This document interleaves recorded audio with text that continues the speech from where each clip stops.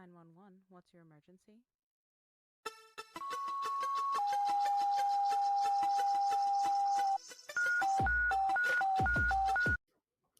The following content is graphic, emotional, includes dark humor that may not be suitable for all listeners. Discretion is advised.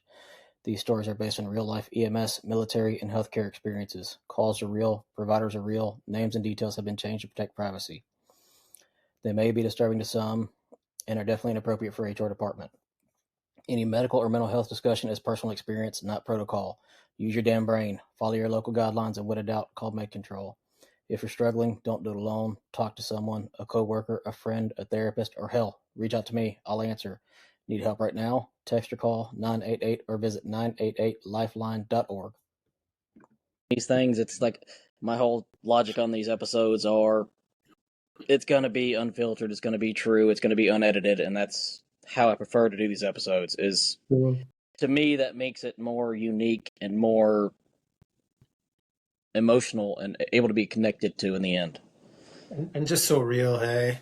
Like Right. I've done a lot of podcasts, and I was on one yesterday actually called Life After 40 with an awesome dude that he just sort of focused on that period. And he was asking me questions about that period in my life and like what the awakening and what the hardest parts were and all these things. And I'm like, it was so awesome because I've been on so many podcasts where it's like, tell me about your upbringing. What was the hard thing? And then what brought, all of Right. this, which is great. And I appreciate that. And I know there's value in it, but I like having these kinds of conversations and just seeing what's real and where it goes naturally.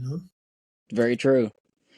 All right, so I'm going to go ahead and get started here. Welcome back to Distraction Dysfunctional. This one feels important to me because I think a lot of listeners are going to hear parts of themselves in this conversation and maybe realize they're actually not crazy. And they're definitely not alone. Today's guest is Trevor Stevenson. But before titles, bios, coaching, leadership, any of that internet stuff that you got, who are you and what made this conversation worth saying yes to today? Well, you accepting it was big because I reached out to you because I feel it's such an important one. Maybe I'll start with the relationship to this. Is my brother's a lifelong firefighter.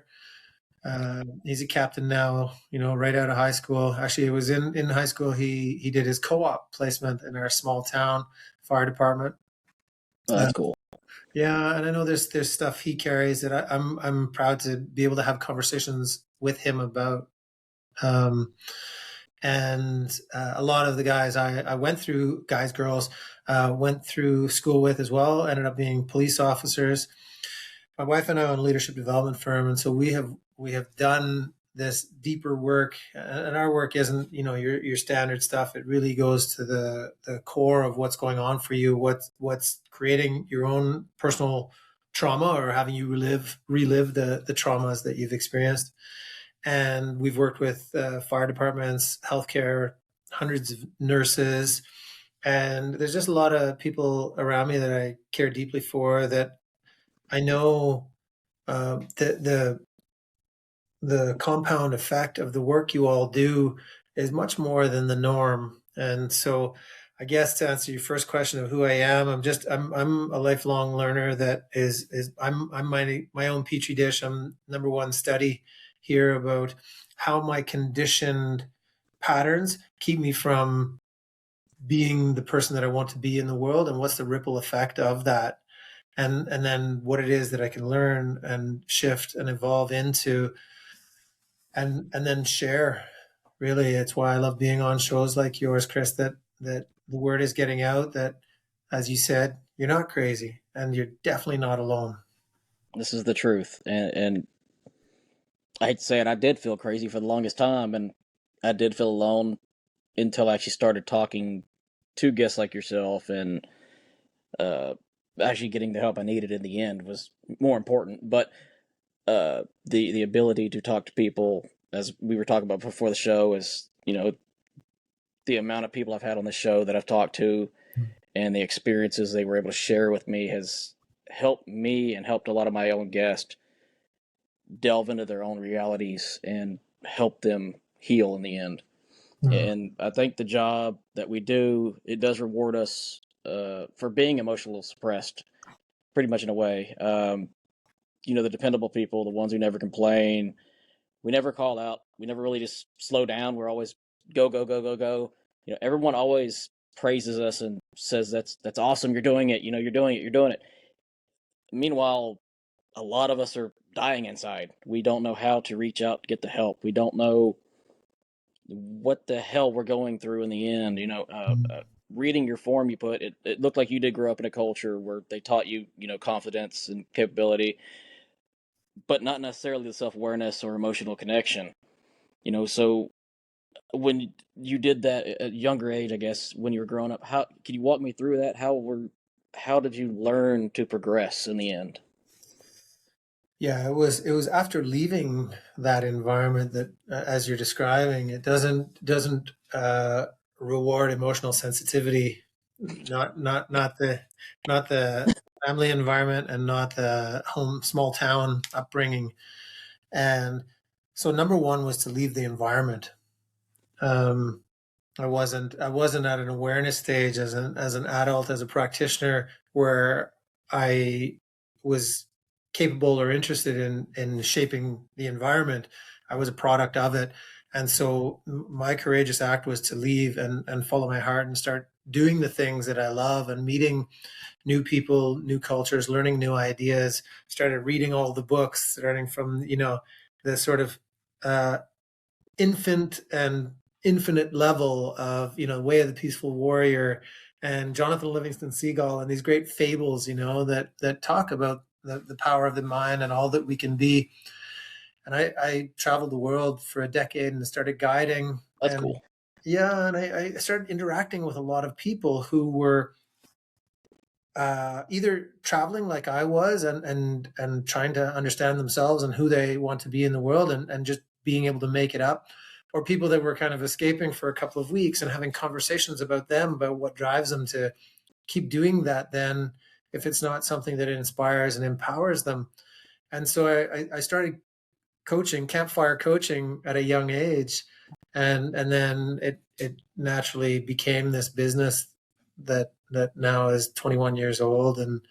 Um, and I think just my own journey has facilitated that curiosity and that learning journey. That's that's actually pretty cool, especially like you said, 21 years. That's quite a time for a coaching business to be alive and thriving. They Yeah. the a couple of the coaches I've talked to before, they last 5-10 years and they got to start another practice, or God forbid, they just say screw it. To me, things like that in the end is when we're truly emotionally attached to our jobs, like we should be and are in the first responder field and your field as well. It makes a difference. It does make it grow better. It does make you grow into a better provider, a better practitioner, and that also helps eat away at us in the end, because we do put more of ourselves on the line and kind of become more of a easy attacked Mm. uh, prey in the end, in my opinion. Mm.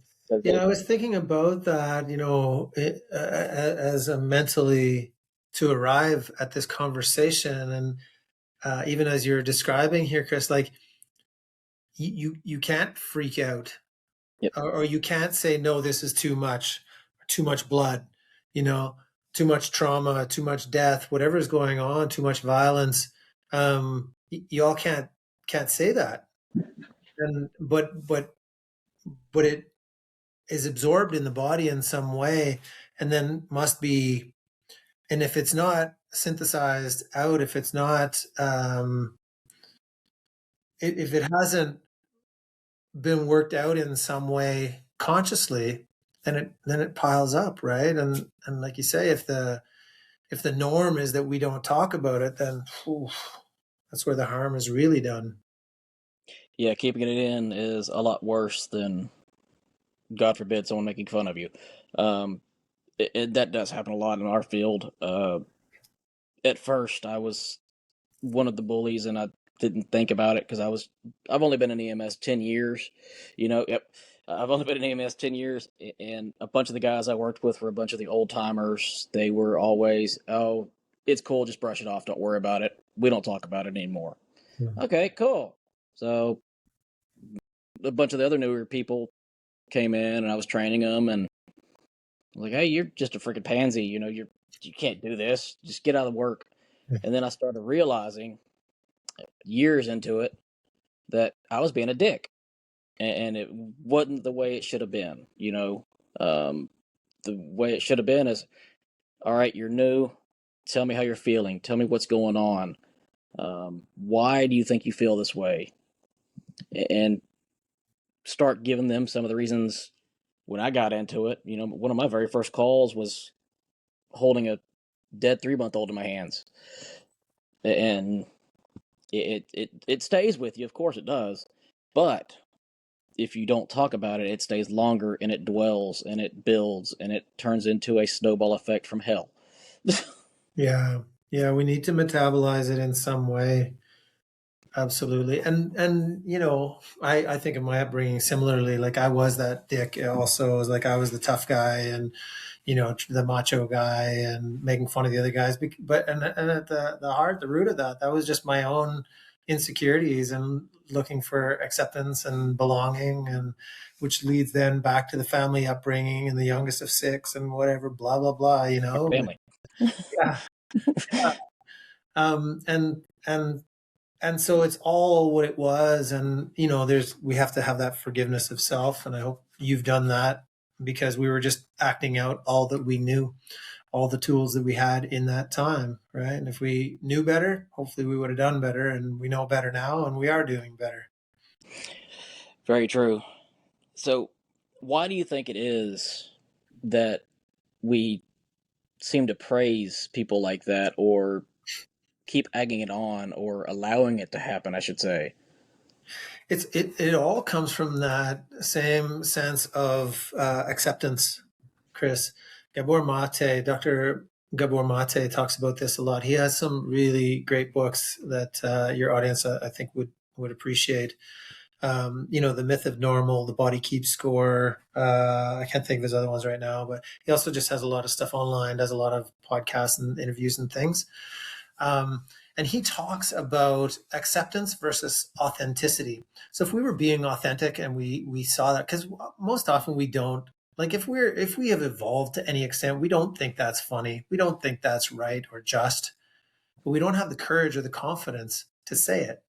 And so that is the amygdala response of fawning, right? We know fight or flight that we talk about Right. so much. The fawning is like, oh, you're great. Yeah, that's funny. You're so cool.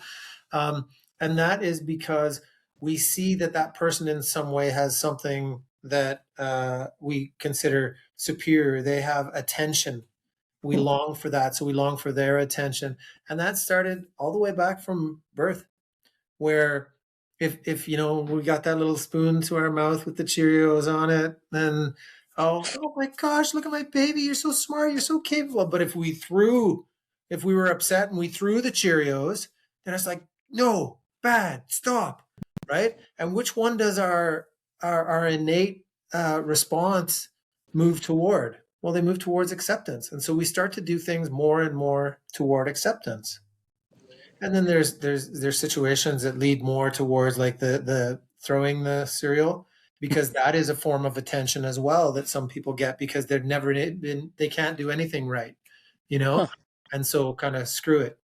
And then those people move into more maladaptive strategies of crime and violence and all these things that happen. But at the root of it, so much of it is about this acceptance versus authenticity. And they think, if I show my true self, if I'm crying like you at work, if I'm crying, people are going to make fun of me. Right. That started on the school ground. That started in our homes. Very true.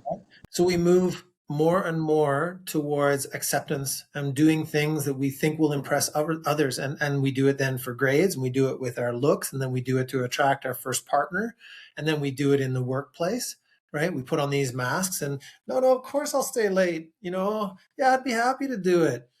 No, I'm missing my daughter's dance recital. I'm skipping my yoga practice again, whatever. Right. So we move towards acceptance versus authenticity of what's actually going on. And so the practice of authenticity is such an important thing for us to grow into. Yeah, I've never heard it put that way, especially as you said, the fawning. I've never heard it called that before. That's very interesting. Yeah. I like that. Yeah. And you're right. I think we all strive to be wanted in the end, I guess you could say, and that kind of helps build on the bullying and what have you. Because he's being a dick, I'll be a dick, Yeah. and We the fit in bad, then, right? We fit right? in with the cool crowd. We don't Yep, want to be the guy getting bullied. So what are my choices here?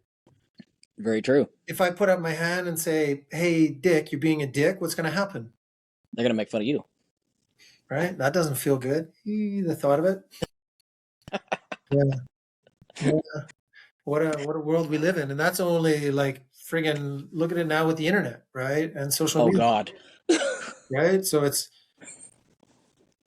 mm, So most of us actually, I have it written down as most responders don't collapse overnight, but honestly, humans don't just collapse overnight. It's a process all within itself, and it grows and it builds, and they slowly normalize the exhaustion, the numbness, the irritability, the emotional shutdown.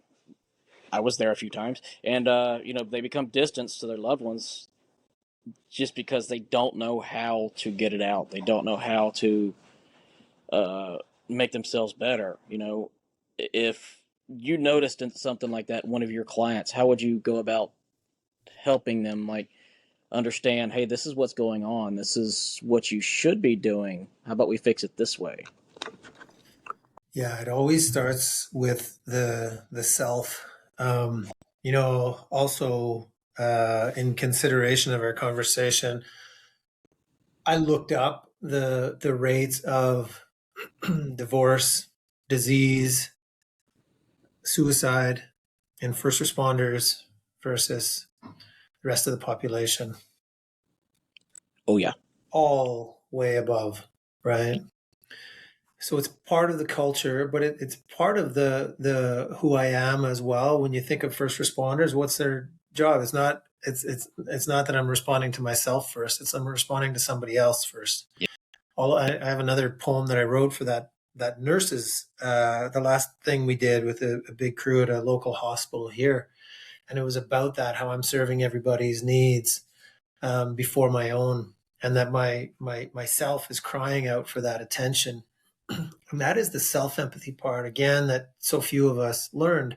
Empathy in general, but it has to start with empathy, and that was my journey. That's what my coach beat into me. It's like, Trevor, get out of your head. What are you feeling? Go into your heart. And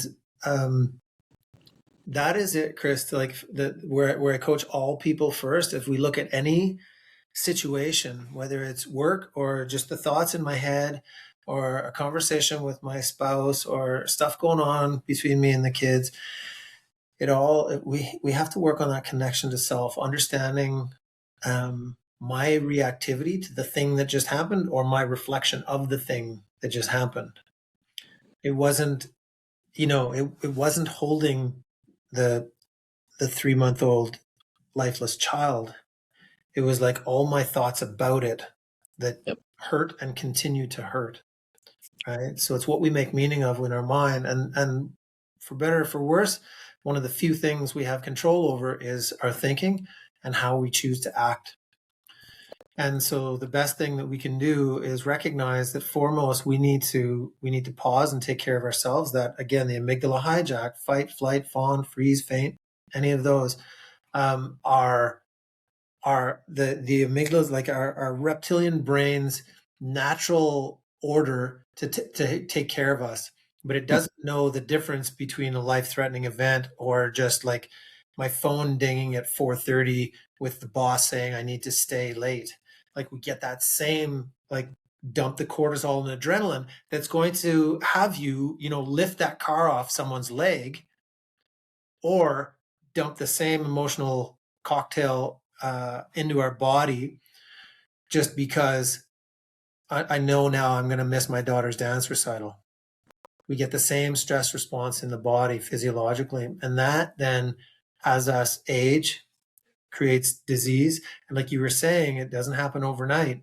Right. It's drip, drip, drip, drip. When that is our all day long, we're having threat responses to our thinking about the situations. Oh, I don't want to go to work. I know I got all this stuff and I can't talk about it, and they're going to make fun of me if I do. And there's like these thoughts, right? Or I go into work and I know there's going to be some other just shitstorm going on. It's like, and it's like, so I have to go inward and recognize when I'm in a threat state and calm my sympathetic parasympathetic nervous system through the breath or through exercise or through we can reach for different strategies once we know the need that we have is just to calm down and settle. That's wow. That's a lot at once, but yeah, I like it. And I don't think we understand how to release it properly. As you were saying pretty much a minute ago, is we hold it all in, and instead of releasing it, we just let it build, and that is it's something that causes the damage onto us. We hold on to it. It's not just and it doesn't cause it just to us. It causes it to people around us. And I know you even said that on your intake form as well. And man, the EMS, law enforcement, fire, we're professionals about it, and we do stuff it down professionally, I should say, I guess, in a way. But that stuffing it down causes the anger, the isolation, the bad habits of drinking, illicit drugs, the withdrawal, and even really blowing up at our spouses and loved ones, or hell, even our pardon my language, even the fucking partners on the truck, because we deal with them more than we deal with our family. And I don't. And as you said earlier, the stats for us are way up there, and I think that is a reason is because we don't know how to properly take down our shields or talk to people, and that cost a lot of people personally their lives, their happiness, how we all feel about it in the end. And I don't know really where I was going with that in the end, but Well, I'm curious if I could turn the table here.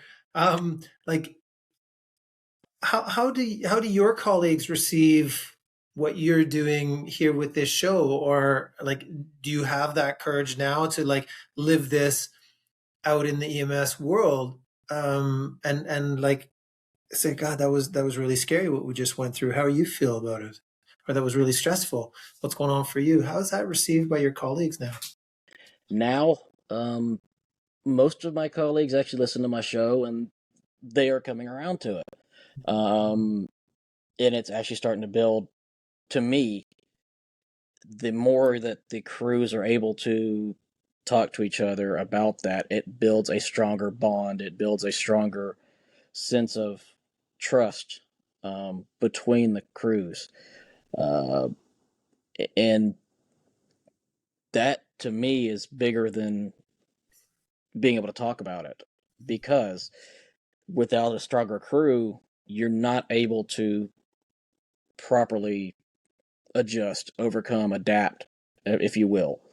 The other day I actually noticed something about a buddy of mine, one of my coworkers, and I wound up calling him the next day because he was freaked out, and I wanted to be able to give him a little bit of time to cope with it, understand it, and I called him, checked on him, just because of the fact of you need to trust your crews that you're with, that you can tell them anything, you can talk to them, and that is the biggest thing to me.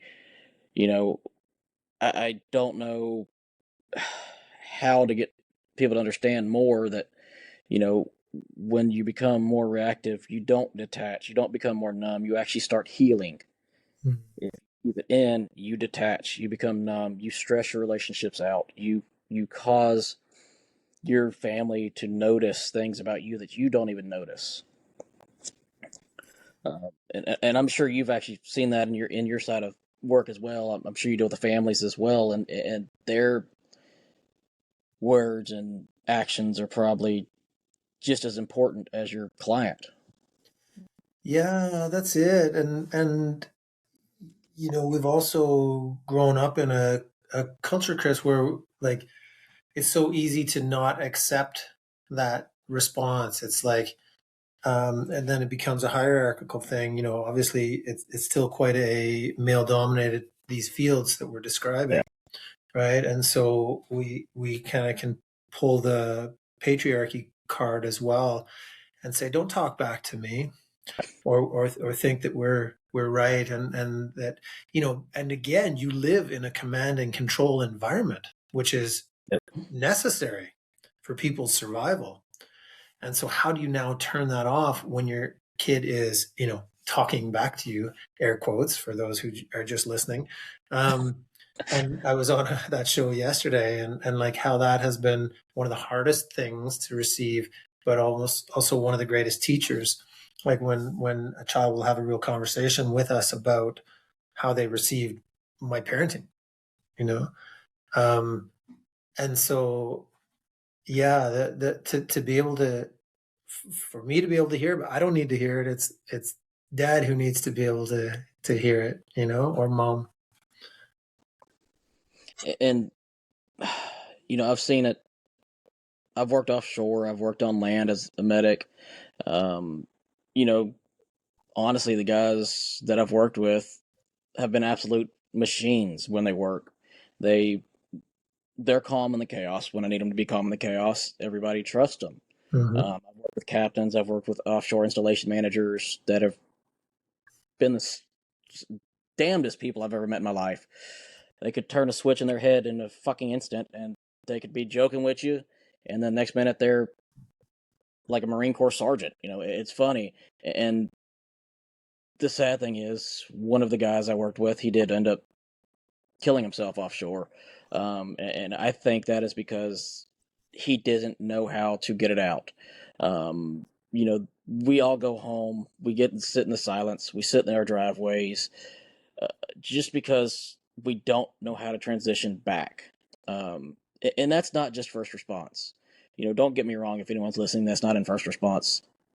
But as you said earlier, Trevor, is our stats are way up there. And that is another mechanism to me that stops that from coming down, is we don't know how to properly rely on ourselves to go back to being a normal person.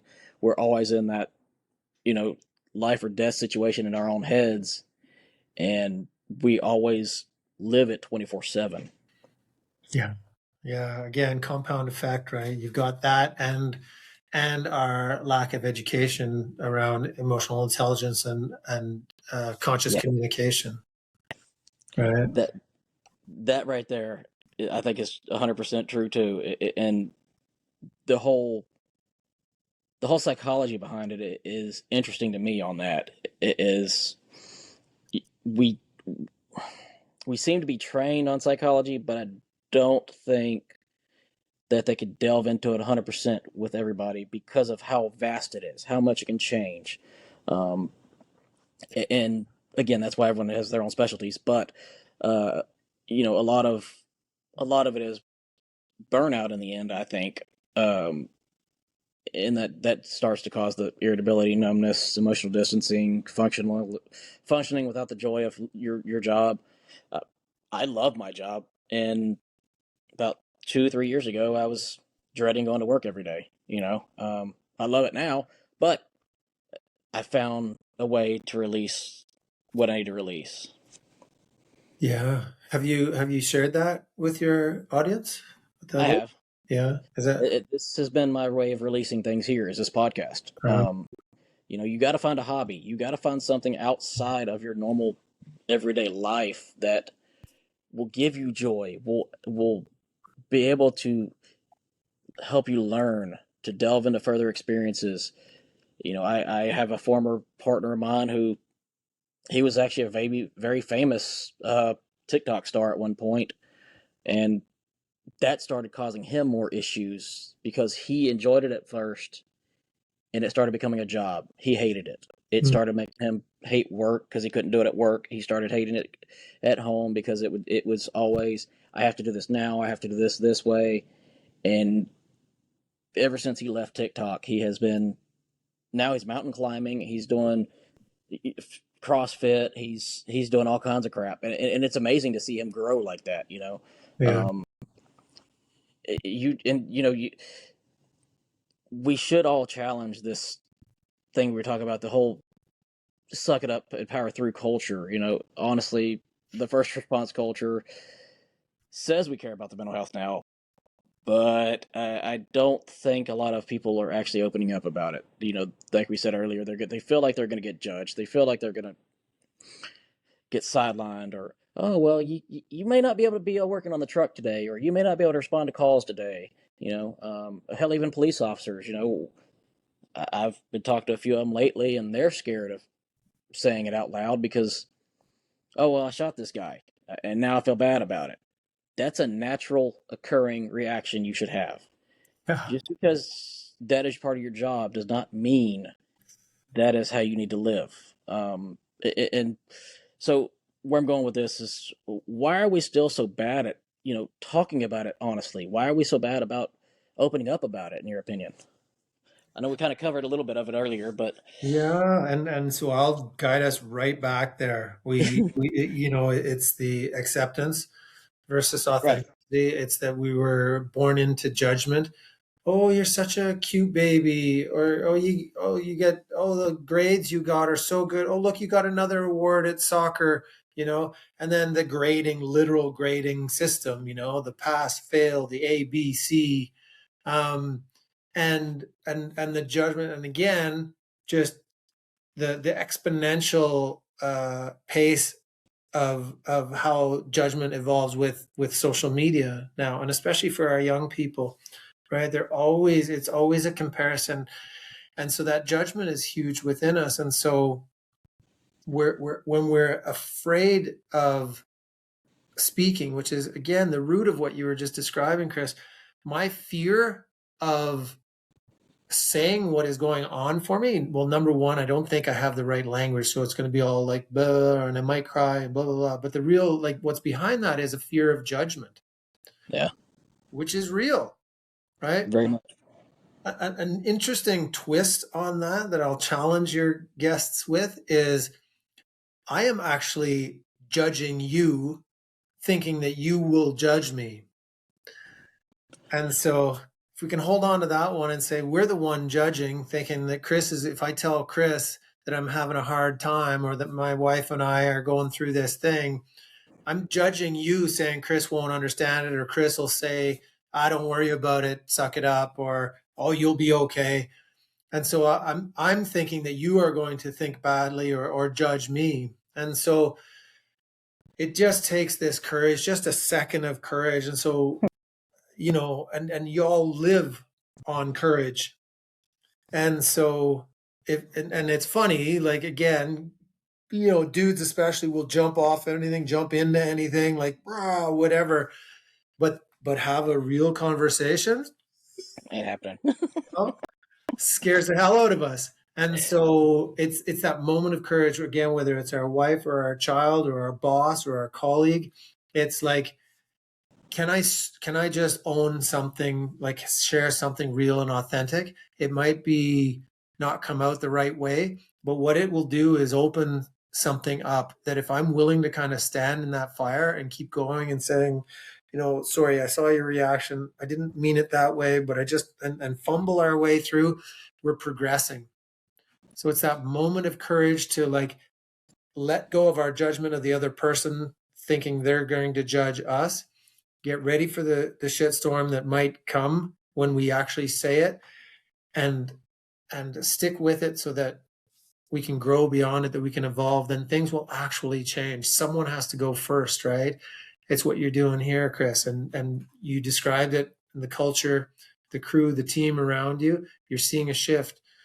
Someone has to go first. I would love to work more in this space with the different departments and stuff, just because trust me, they're like, guys will talk to me all the time. They Right. know what I do. They'll come and they'll talk to me, and I'm like, dude, come join Fundamental. Come join this men's community. Oh, no, no, no. I'll talk to you. I couldn't talk to anyone else about this. I'm like, that's what everybody says, man. And then you get in there on like call one and just sit back and listen. I was like, oh, Oh, yeah, me too. Oh, let me tell you what's going on for me, and right away we're in because we see we're all going through the same shit, man. And we're all like raised in a similar type of culture that's judgmental, that we move towards acceptance. And we were never given that course in school about emotional intelligence or communication, authentic communication. And so here we are, so Yeah.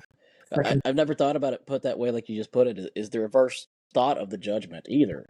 Is we are actually doing that to ourselves, and that's, I don't know why I just realized that when you said it that way, but that's something that I think internally we're not processing properly. Is what if they don't judge me? That was a very good point you made. What's the best That case scenario? yeah. What's the best case scenario? Don't always go to the worst case scenario. You Uh-huh. know, and one thing you said hit me hard is the people closest to me feel it the most, and that's the part of the job that doesn't prepare us for it. Our families end up absorbing stress they don't create. So talk to me about that one too, if you don't mind. I know it pretty much delves back to what we just talked about, but Yeah, yes, and like it's really, and you kind of touched on it earlier, Chris, but it's that ripple effect. We can't hide the stuff that's alive inside of us. We talk about pushing it down. yep, It's there somewhere. Like you said, if you don't have an avenue, a channel, whether it's through a hobby or fitness or whatever, a healthy outlet for these things, it just lives on in us. But then even with all of those things, I could have the biggest train set in the world, and it doesn't necessarily help me with uh, my wife saying I'm not emotionally available for a conversation. You know, um, so that stuff that lives within us is felt by those around us. My kids will come in off the school bus. I don't need to say anything. They feel my energy the second they come through that door, and they respond accordingly. They like shy away or walking on eggshells, or they're like, "Hey, Dad, what's up?" Um, and so I think that's the important aspect of it, is that our energy precedes us, and it's felt by those around us. And over the long term, that is your legacy. And so we ask ourselves, what do we yep, want our legacy to be with those we love the most? We want to be known as that crusty, angry, uh, silent, unavailable, too busy, whatever, dad or mom? Or do we want to be that maybe a little bit messy, but authentic, real, available, caring, empathetic, honest person, and that evolves. And I think that's been my thing, right? Is like I was the former, and I continue to work towards the latter. To I don't always get it right, but I'm going to keep trying. I'm going to come back and apologize for, or say that, let it know that came out wrong, or I didn't mean it. I shouldn't have come with that tone. But here's what was real to me, and do it. And our kids are an example of that now, having a higher emotional intelligence and being able to not feel that judgment of others. And that, again, they're about as perfect as I am, which is a long way from perfect. hey, Um, ain't none of us perfect. yeah. My wife always says, "I'll be perfect when I'm dead." Um, and so I think that um, is the biggest thing that pushes people away, is our inability, not our inability, our unwillingness to work on it. And a lot of women will talk to me about that and say, I tried to support my husband to come along, to talk, to encourage him to be open and share, especially first responders, right? They know what's going on for you guys. They know there's a whole shit storm going on out there, right? And they want you to be They able, notice it before we do. right? They want you to be able to share and not carry the weight of it, because they feel the weight of it, right? And then they encourage, and then they say, well, and then I like started pushing and like bitching at them to like change or get help or to talk to someone, and it still wouldn't change. And I realized I didn't want to be that person. I don't want to be bitchy. And so they're Right. like, sorry, I got to leave. I love you, but I got to leave. I can't live like this. And that is just so heartbreaking, because it's like, y'all are good, great, fantastic people, and it's just this thing that we've never learned how to do, that breaks relationships. Yeah, that actually brings me to the next question I got written down. Actually, it's kind of funny you just brought that up. So, what conversations do you think couples try to avoid for you know such a long time, and why? We don't speak from a place of needs. And this is Marshall Rosenberg's work in nonviolent communication. He speaks of needs, but you could replace it with values of what, we married, hopefully, for those values that we have. Sometimes as we evolve our strategies for meeting like I have such a deep need for fun and play, and that might have been going out and getting pissed and partying and dancing and whatever, and now it might be yoga and meditation and mountain biking or whatever that fills my soul in that way. And so our strategies change and evolve, and what we don't talk about is the misalignment. The conversation that doesn't happen is when I feel something that I don't talk about, when I feel a frustration, a sadness, a loneliness, a resentment within me, and I don't talk about it, that's what starts to create the rift. And those are the same scary conversations that I talked about. So we push it down. No, it doesn't bother me. No, it doesn't bother me. I'll just go out to the garage and, look at the engine, have a couple pints or something. Um, but it builds in us. It builds in us, and then we are at this place where we can't even look at that person. There's such a frustration and annoyance, a resentment within us, right? Us, them, or they, us, or both.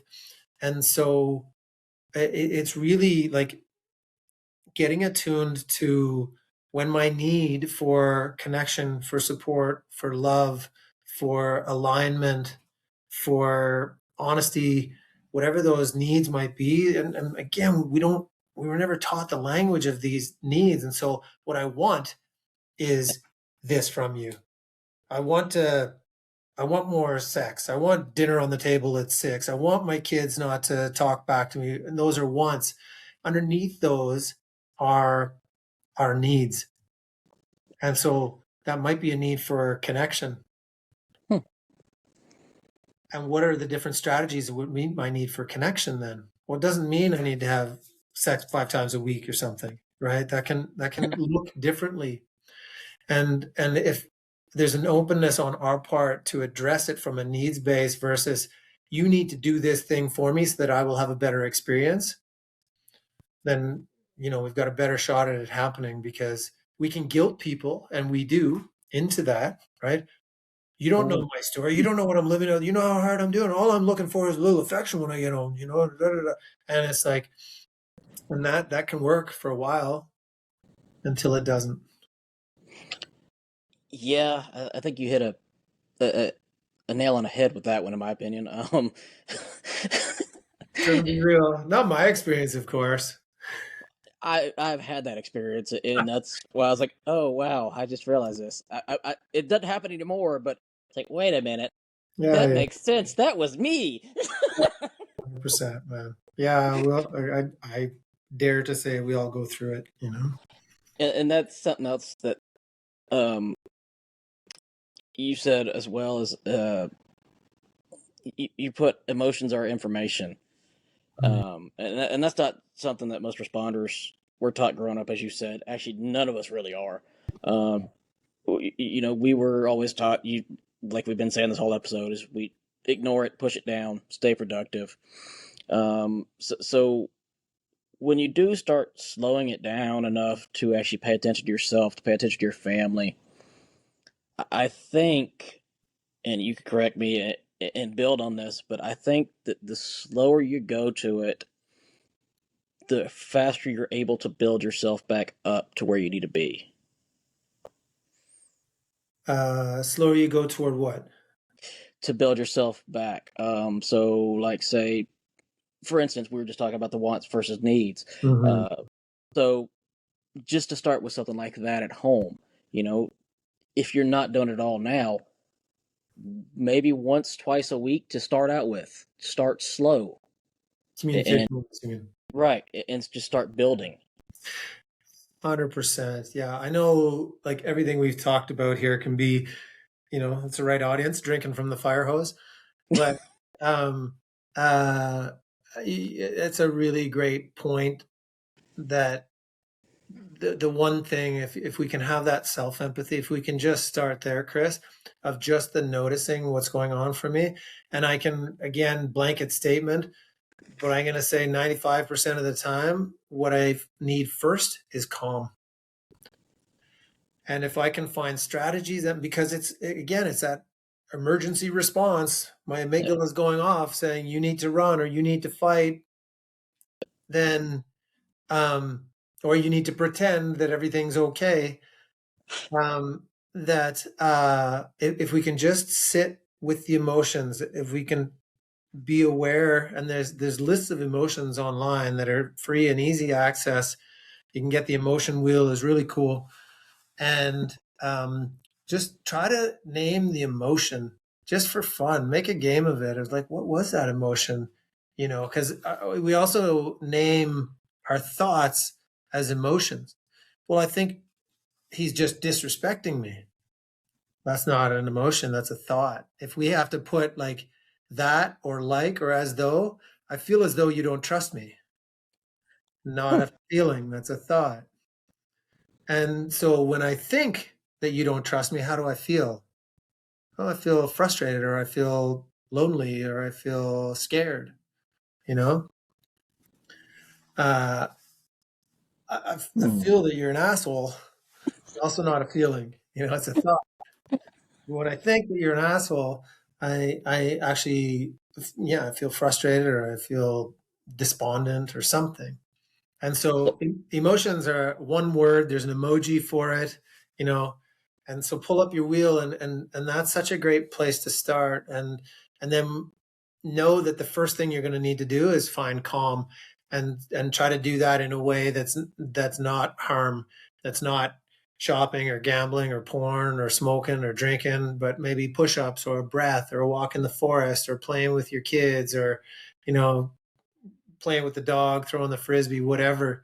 Find ways to bring yourself back into your body so that you calm your nervous system. And now that you're calm, you can look back at the situation. You can ask yourself, so what would the courageous conversation be right now about a clear expression of what just happened? When you said that thing, I realized that, you know, my first thought was that you don't respect me, but now that's arguable. You see, if I talk about thoughts, it's arguable. No, that's not true. I didn't raise my voice, blah, blah, blah. But if I say, I felt annoyed or I felt sad, nobody can argue that. They may judge you, but, and then we can, you know, I don't want to go too deep because I know we want to keep this Right. practical and actionable, but yeah, that That's first comes self-awareness and empathy, which is like doing the thing that's going to calm me, and second is the courageous conversation. and I might again be wrong, but on that side, do you think a lot of people don't do that because they're scared because they've never done it, and it's a fear that like, I haven't done it, so I'm scared to do it. It's going to be a first time, but then once they do it, they're like, oh, this is amazing. Yeah, you nailed it, and I think like what percentage of your audience is going to hear this and say, oh yeah, Google, you know, wheel of feelings, and they're going I'm to actually hit doing that later. and then they're going to print that, and then they're going to, next time they're frustrated or annoyed, they're going to pull that out and they're going to actually do it. You know, we're getting smaller and smaller percentages with every action that it takes for us to do it, because as uncomfortable as it is, the familiar is easier for us. And so we'll live in the pain instead of taking action on the thing that could change it all, which is the unfortunate side of our culture and being human. It's just like we go with what's familiar. We call it our comfort zone, but it's not even comfortable. Yeah, I've never understood that term. Really? Yeah. Yeah, and it is as well that to, like, it's scary to have a conversation of something that's really damn important to us, and we don't know that how it's going to end up, and every time I tried to bring it up before, they react in this way, and so it always seems worse because I haven't like had the skills to keep going in it. And so, oh shit, that didn't work. Push it down for another 3 weeks, 3 months, six Right. months, and then we erode until we explode. So Damn, you have me thinking now. If so, if you could change one thing in the first responder culture, because as you said, your brother's a first responder, your bunch of your friends are first responders. What do you think it would be that you could change almost immediately? Really, the not the motivational posters, not the bullshit. Oh, here's a pizza party. Yeah. But a real change. That's cool. I've been thinking about that, because it's a big ship to turn, right? Yeah. I think, you, we all like challenge, we all like gamification and stuff. It's like, is there something that we can do that allows us to practice naming our emotions? Is there, the suggestion box where, you can't tell who put it in or whatever? Can we, at the end of the shift, can we write a note of what was the hardest thing and how that made us feel? Um, uh, and then maybe like what's it called, Chris Kringle, or the Secret Santa thing. We pull one out and we read someone else's message. I think just developing a real culture about honest shares, however the heck we can do that. When I go in, it's easy to do and facilitate something like this, and the conversation, people can open up just like that because, oh, we've got a guy here, this is what he does. But if it doesn't continue within, if there isn't someone that is continuing to keep that alive, then it quickly just disappears and dissipates. So I think the most important thing, yeah, if my heart were to choose, it's just to courageously open up to someone, just one person who loves you, and again, that could be your mom, or it could be that friend on shift, and just share something real that's going on for you, and you can preface it with that exactly, Chris, I got something going on for me, and I would love your support. And if that is just listening without responding and not reacting, that is perfectly fine. But I just have stuff that I want to share. Would you be open to that? And that's a big ask for people, in my opinion, too. But as we just said, that would be a major shift, a major change, and a major relief, and in my opinion, to a lot of people, especially command staff, for instance. I don't think a lot of command staff remembers where they were when they started. I think they have almost been brainwashed, if you will, on a certain way to think now. Um, Not all of them. Yeah. So, but I think something like that, to be able to speak to a command staff, or to be able to a chief, a captain, a sergeant, whatever, what have you. I think that would be the biggest fucking ability in the end, Yeah. to do it, because that would help them. It would help you. It would also help build from the top down a better understanding, a better culture, as we were saying earlier. Um, and that to me is bigger than anything. Mm-hmm. Yeah, I agree. And like you say, that can be the scariest. So unless that relationship with that captain or commander or whatever is that, you don't have to go there first. Like I say, go to that person who you trust, loves Right. you unconditionally, has your back. If you're the person receiving it, please just say yes, absolutely. And don't you can share, like, yeah, I can absolutely relate, but don't try to one up the story, well, that's nothing. You should hear how bad my relationship is, because that just sort of diminishes what the person just said.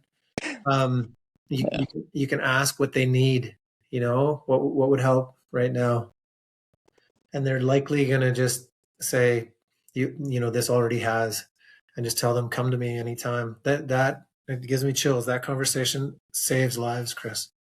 I agree, and it really does. It's something that should happen more frequently. We should not live in the state of mind of, as we were saying the whole damn episode, of push it down, don't worry about it, and just talking to one person every now and then is such a relief to your own health, and you opening up to them may actually help them understand better. And that's the other thing is, as you were saying earlier, the judgment part. They may not be judging you; they may be judging themselves. Like, hey, and once you open, hey, they may judge me. It could be the same exact thing, but once you open up to them, they'll understand, and then they'll properly understand how to vent, and that creates harmony in yourself, the calm in the storm, if you will. And like you said, the calmness is what all of us need.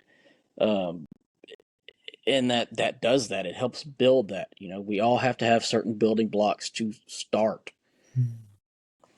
Yeah, that's it, man. And the statistics show it, like having just one person with whom we can share honestly, it changes the statistics of mental health. Oh yeah, drastically. Yeah. Yeah. So one last question: if someone's listening to this alone, either tonight on shift or during the day on shift, maybe they're just sitting in the truck, or staring at the damn ceiling like I've done before at 2:00 in the morning.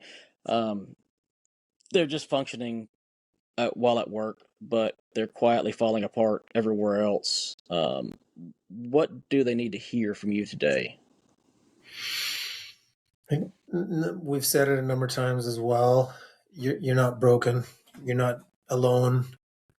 And there is a way to heal and move beyond this. And so reach out and receive. Take that courageous second. Don't let it continue, please. For your life, for the legacy and the relationships around you, for the people you serve on shift, but foremost, just for yourself, so that you can have more fun, more joy. Find that freedom in yourself by being authentic.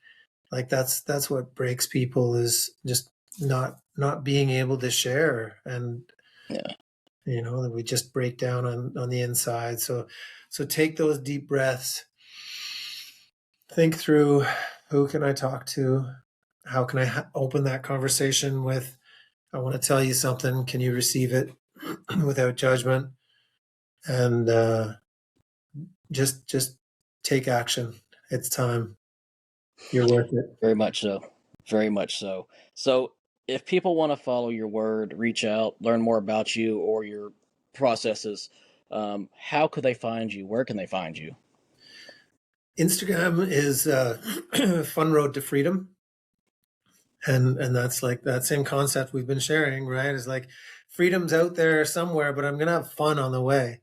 I love it.